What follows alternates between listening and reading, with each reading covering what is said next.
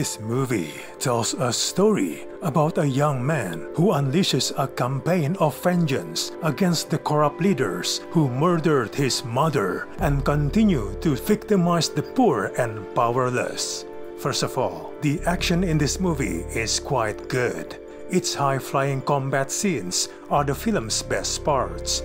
You can feel that this movie is inspired by those Indonesian martial arts movies, Korean action films, some Bruce Lee and John Wick as well. Unfortunately, the movie is disappointing in its plot and characters. The script is perfunctory and muddled as it provides rather weak texture and storytelling of the plot. The main character is frustrating as it's very little to him. You can see the intensity of the rage he's carrying, but you do not really feel it.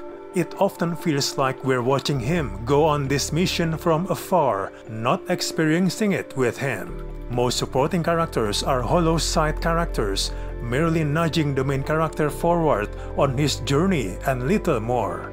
It makes them less interesting and weakens the impact in its finale that should have packed a bigger emotional punch.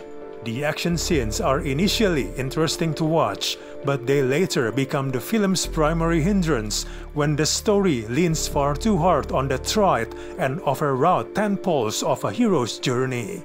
The film's first half hour is enjoyable, which turns disheartening and stumbles as it shoehorns in the backstory to the main character's anger.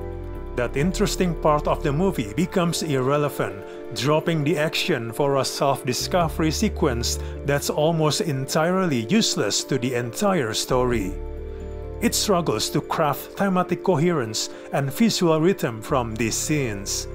The movie suffers when it becomes content with being a divided sum of its parts instead of a film that adds them all together to create something much larger and truly unique. There is also a poor attempt at politics, as the metaphor to the Indian politics doesn't really work. The dynamic misses the mark, and its parallels involving its own problem related to tribal communities, its oppressed castes, and also minorities. It's a well-meaning approach that ends up shockingly misguided. To make it worse, the movie's best parts, which are the fights, are also few and far between. Sometimes the fight scene also enters the story at random, arising as a matter of disconnected coincidence rather than character-driven plot. These action scenes are not enough to hold the film up when it falters, which is unfortunately far more often than not. Overall, it's not worth to watch this in theaters. Just wait on your streaming service.